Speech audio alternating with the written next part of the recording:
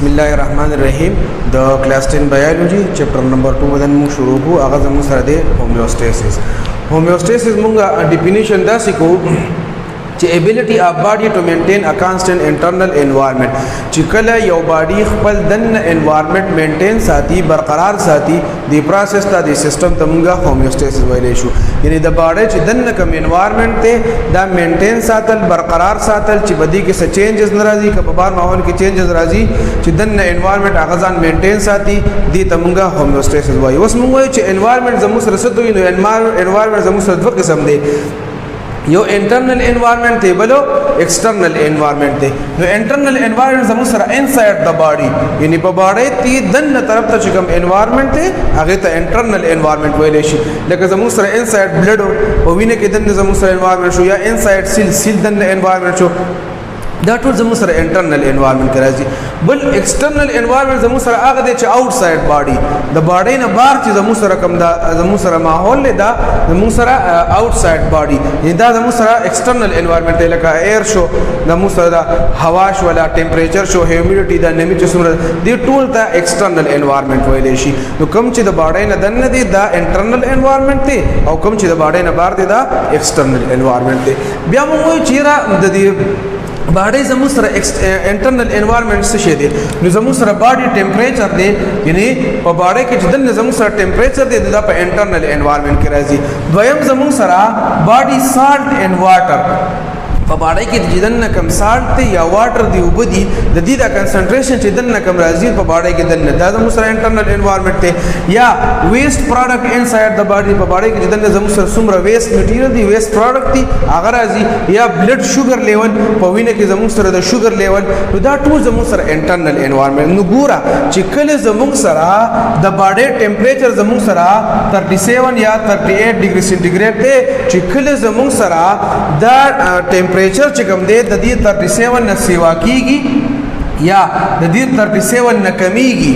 द 37 न च सेवा कीगी नोम नुकसान दे च कमी की नोम नुकसान दे बीमारी का इसकी नु प बाड़े की उदासी सिस्टम च हागत दा टेंपरेचर चिकम दे दा मेंटेन साथी दा बरकरार साथी दख की तमुंग होमियोस्टेसिस वेले शु या जमुंग सरा प बाड़े की साल्ट और वाटर कंसंट्रेशन दी च दा जमुंग सरा प बाड़े की दखपल नॉर्मल हालत न चिकम दे सेवा नशी या द नॉर्मल हालत न कम नशी दा मेंटेन सातल क सेवा की नोम नुकसान दे और क कमी की नोम नुकसान दे नु च दा दखपल हालत न सेवा नशी या कम नशी दा मेंटेन सातल दी तमुंगा होमियोस्टेसिस वेले शु या प बाड़े के जमुसरा वेस्ट थी चिकम वेस्ट प्रोडक्ट थी फजुल मादे दा फजुल सीजुन दी दा जमुसरा प बाड़े की दी नु दा द बाड़े न बार त वखल जो बाड़े न बार तो बात से नु बाड़ी व बरकरार पाती की ना मेंटेन में पाती की दी तुम होमियोस्टेसिस या प ब्लड शुगर लेवल ले शुगर लेवल जमुसरा कल सेवा कीगी उम बीमारी दा चिकमी की उम बीमारी दा नु दा शुगर लेवल प ब्लड की बरकरार साथ दम जमुसरा से दे होमियोस्टेसिस दे नु होमियोस्टेसिस दे तो वेले शी च बॉडी खपल इंटरनल एनवायरनमेंट मेंटेन व साथी कचरे प एक्सटर्नल एनवायरनमेंट के चेंजेस राजी दे बजान मेंटेन साथी कबार टेंपरेचर सेवा की जमुसरा नु देबम अक खपल 37 38 डिग्री सेंटीग्रेड बसाती और कबार कमी की देबम खपल साथी कबार से वाटर सल्यूट कंसंट्रेशन सेवा दी और कम दे खुदे बखपल जान सिल की मेंटेन बसाती दी तमुंग वायु होमियोस्टेसिस उस जमुसरा यो ददरी किस्म दे यो थर्मोरेगुलेशन दे थर्मोरेगुलेशन दी तो लेशी च maintenance of constant body temperature च यो बॉडी खपल टेंपरेचर कांस्टेंट साथी बरकरार साथी माता तो बरोई कि जमुसरा टेंपरेचर च कम दे आगा 38 डिग्री सेंटीग्रेड थे नु चिकल दा टेंपरेचर सेवा कीगी दा 38 थे 39 40 तरसी नु जमुसरा नुकसान दे बीमारी का असकीगी या दा टेंपरेचर चिकम दे हागा कमीगी 34 35 दी तरह रसी नु बीमारी दा नुकसान दे नु बॉडी की उदासी सिस्टम दे च हागा दा टेंपरेचर मेंटेन साथी बरकरार साथी च दे दखपल हद न सेवा नशी या दखपल हद न कम नशी और कचरे दे दखपल हद न कम शी नु दे वापस दखपल लेवल लरावली और क सेवा शी नु दखपल लेवल लरावली दी तमुंग वेले शु थर्मोरेगुलेशन चिकला यो बॉडी खपल इंटरनल टेंपरेचर हागा मेंटेन साथी هغه برقرار ساتي دې ته ترمو ریګولیشن ویل شي. دویم نمبر چې دی هغه زموږ سره آسمو ریګولیشن. ګوره ترمو اس موږ ترمو وایو کنه دا د هیټ لپاره استعمالیږي او ریګولیشن دا برقرار ساتي نو خپل ټمپریچر هیټ دنه هغه برقرار ساتل دي. آسمو چې کوم دی دا زموږ سره د واټر او د سالټ لپاره راځي. نو چې کله زموږ سره یو باډي خپل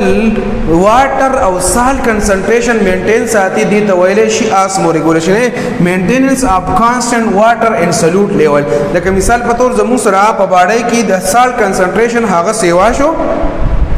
د خپل حالت نه چې کوم دی دا زموږ سره هغه خپل لیول و د خپل لیول نه چې کله سالټ کنسنټریشن یا واټر کنسنټریشن سیوا شو او دا باډي دا کنسنټریشن خپل نارمل حالت دراولي یا دا کنسنټریشن کم شو او دا باډي د خپل کنسنټریشن چې کوم دی نارمل لیول دراولي دي ته ویل شي آسمو ریګولیشن. نو چې باډي خپل انټرنل واټر او سالټ کنسنټریشن مینټین برقرار ساتي د ایکسټرنل انوایرنمنت سره دي ته ویل شي آسمو ریګولیشن. ها دریم نمبر زموږ سره چې دی هغه ایکسکریشن دی. نو وی ریموول اف ویسٹ فرام باډي از کالډ ایکسکریشن. د باډي نه ویسٹ میټیریل ویسٹ د باډي نه فضول ګند چې کوم دی هغه لر کول هغه ته څه ویل شي هغه ته ایکسکریشن ویل شي. نو چې کله ګوره زموږ په باډي کې یوریک اسید یا دا څه زموږ سره کله هغه سیوا شي نو د کډنی په ذریعہ سره او د لیور په ذریعہ سره هغه فلټر کیږي او د باډي نه شل کیږي هغه بار ته وځي. نو باډي نه چې کله ایکسترا میټیریل ویسٹ میټیریل بار ته وځي نو باډي انوایرنمنت چې کوم دی هغه دنه مینټین ساتل شي. ایکسکریشن زموږ سره د لیور په ذریعہ سره یا د سکن په ذریعہ سره زموږ د باډي نه چې کوم سویټ زموږ یو خوله چې کوم او زیر باډي نه یا کډنی په ذریعہ سره چې کوم یورین خارجيږي د دې په ذریعہ سره زموږ د باډي نه ایکسترا میټیریل ویسٹ میټیریل چې کوم دی هغه بار ته وځي نو باډي مینټین ساتل شي. خلاصه د خبره دا چې کله باډي خپل انټرنل انوایرنمنت مینټین برقرار ساتي که په بار ماحول کې چینجز راځي نو د دن خپل مینټین ځان برقرار ساتي دي ته ویل شي هومیوستاسیس. کچري باډي زموږ سره ټمپریچر انټرنل ټمپریچر مینټین ساتي دي ته ترمو ریګولیشن ویل شي. چې انټرنل سالټ اینڈ واټر کنسنټریشن مینټین ساتي دي ته آسمو ریګولیشن ویل شي. او چې باډي د باډي نه دنه د باډي نه بار طرف ته چې کوم دی کوم ویسٹ پروډکټ وخکلی شي او باډي دنه مینټین برقرار پاتې کیږي دي ته ایکسکریشن ویل شي.